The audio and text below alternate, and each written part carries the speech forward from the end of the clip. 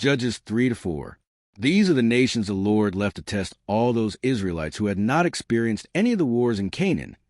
He did this only to teach warfare to the descendants of the Israelites who had not had previous battle experience, the 5 rulers of Philistines, all the Canaanites, the Sidonians, and the Hivites living in the Lebanon mountains from Mount Baal-Hermon to Lebo-Hamath. They were left to test the Israelites to see whether they would obey the Lord's commands, which he had given their ancestors through Moses. The Israelites lived among the Canaanites, Hittites, Amorites, Perizzites, Hivites, and Jebusites. They took their daughters in marriage and gave their own daughters to their sons, and served their gods. Othniel, the Israelites did evil in the eyes of the Lord. They forgot the Lord their God and served the Baals and Asherahs. The anger of the Lord burned against Israel, so that he sold them into the hands of Cushan-Rishathaim, king of Aram-Naharaim, to whom the Israelites were subject for 8 years. But when they cried out to the Lord, he raised up for them a deliverer, Othniel son of Kenaz, Caleb's younger brother, who saved them. The Spirit of the Lord came on him, so that he became Israel's judge and went to war.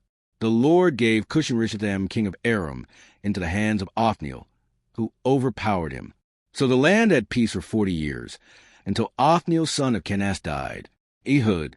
Again the Israelites did evil in the eyes of the Lord, and because they did this evil, the Lord gave Eglon king of Moab power over Israel, getting the Ammonites and Amalekites to join him. Eglon came and attacked Israel, and they took possession of the city of palms. The Israelites were subject to Eglon king of Moab for 18 years. Again the Israelites cried out to the Lord, and he gave them a deliverer, Ehud, a left-handed man, the son of Gera the Benjamite.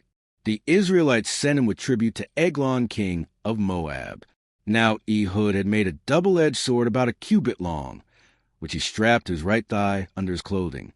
He presented the tribute to Eglon king of Moab, who was a very fat man. After Ehud had presented the tribute, he sent on their way those who had carried it. But on reaching the stone images near Gilgal, he himself went back to Eglon and said, "Your Majesty, I have a secret message for you." The king said to his attendants, "Leave us," and they all left. Ehud then approached him while he was sitting alone in the upper room of his palace and said, "I have a message from God for you."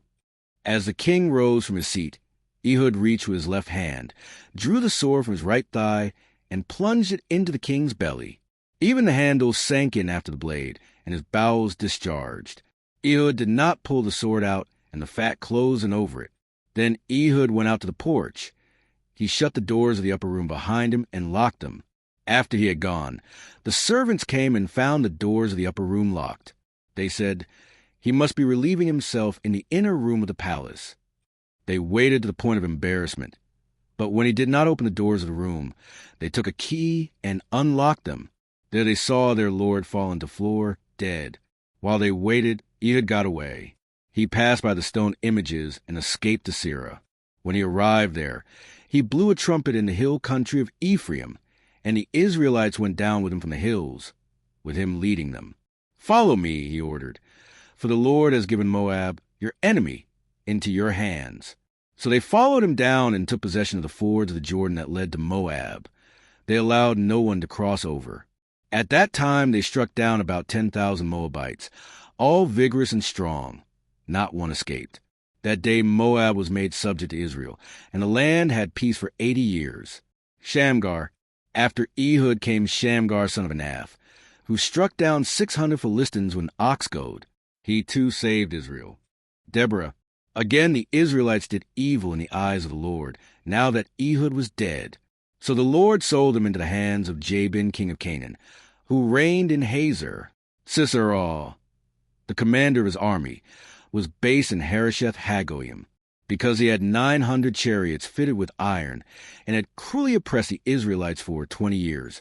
They cried to the Lord for help. Now Deborah, a prophet, the wife of Lapidoth, was leading Israel at that time. She held court under the palm of Deborah between Ramah and Bethel in the hill country of Ephraim. And the Israelites went up to her to have their disputes decided.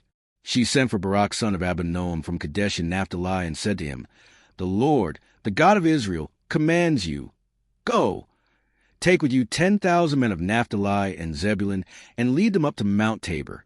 I will lead Sisera, the commander of Jabin's army, with his chariots and his troops to the Kishon River, and give him into your hands." Barak said to her, "If you go with me, I will go. But if you don't go with me, I won't go." "Certainly I will go with you," said Deborah. "But because of the course you are taking, the honor will not be yours, for the Lord will deliver Sisera into the hands of a woman." So Deborah went with Barak to Kadesh. There Barak summoned Zebulun and Naphtali, and 10,000 men went up under his command. Deborah also went up with him. Now Heber the Kenite had left the other Kenite, the descendants of Hobab, Moses' brother-in-law, and pitched his tent by the great tree in Zenanim near Kadesh. When they told Sisera that Barak son of Abinoam had gone up to Mount Tabor, Sisera summoned from Harosheth Hagoyim to the Kishon River all his men, and his 900 chariots fitted with iron. Then Deborah said to Barak, "Go? This is the day the Lord has given Sisera into your hands. Has not the Lord gone ahead of you?"